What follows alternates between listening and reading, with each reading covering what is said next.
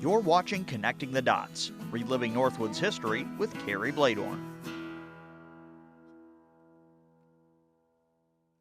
In the heart of Wisconsin's North Woods, where dense pine forests once echoed with the sound of the broadaxe and the rush of the spring snowmelt, lies a place where the echoes of history still guide our summer journeys. Between Eagle River and Three Lakes, the Burnt Rollways boat hoist stands as a living link between past and present, where the rivers that once carried logs now deliver pontoon boats and pleasure cruisers between two majestic chains of lakes.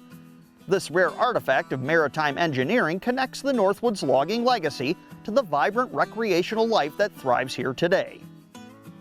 In the late 1800s, Eagle River was a logging boomtown, and its waterways were the highways for millions of feet of pine timber. On 9 Mile Creek, a tributary of the Wisconsin River, the Long Lake Improvement Company built the first dam at what became known as Burnt Rollways. At the time, it was a sluice dam, its job simple but vital, to hold and release water for flushing cut pine logs downstream toward the mighty Wisconsin and the sawmills downriver.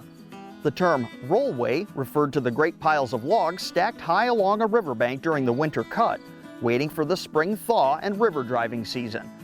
In the early days of logging on the chain, this site was the scenes of stories told about huge log piles being burned, whether by lightning, sparks from a passing train, or as one version tells it, a crew of unpaid loggers setting fire to the timber in protest. Whatever the cause, the logs burned. The blackened ruins left behind gave this spot its lasting name, the Burnt Rollways.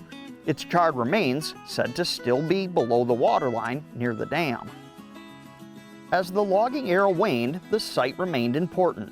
In 1907, the Wisconsin Valley Improvement Company acquired the dam, and by 1910 they had rebuilt it in concrete and added a marine railway in 1911, a track powered by a water wheel that hauled boats over the dam in a cradle.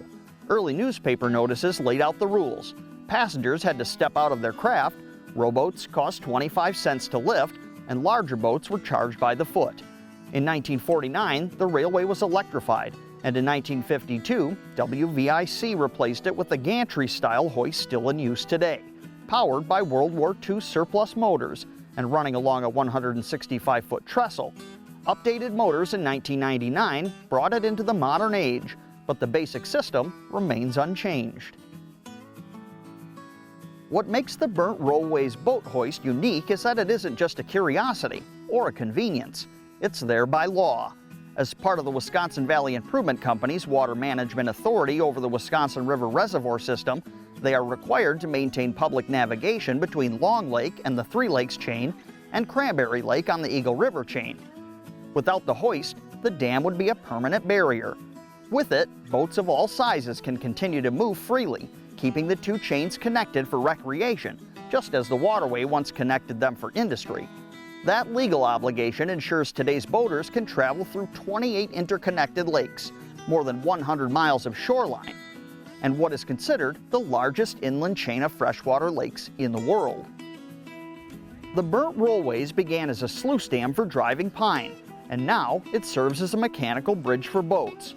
More than a century later, it still carries forward its purpose, to keep waterborne traffic flowing.